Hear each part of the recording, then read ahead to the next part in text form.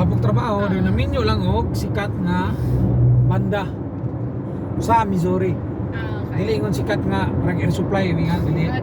Missouri lang, murag sa state lang nila, lado sa state nila. So drummer yang bana, Local band. local band. So, drummer yang bana. Up, ina dito may meron ng ambot ng balay brick. Kini may balay. May murag balay na itinisan, na swimming pool na kayo. Na ang garage niya na mga sulod siguro mga 7 kasakyanan. Ana ko. Jen, kumusta ka na dyan? Ayos na. Ayos lang. Kaway-kaway naman dyan sa mga followers.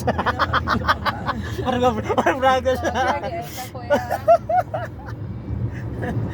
Nakapag-monetize O di madayon ma'am, o di madayon, ang titaguan. Tutag Chicago mo gusto tuan? Lamig in Chicago ka?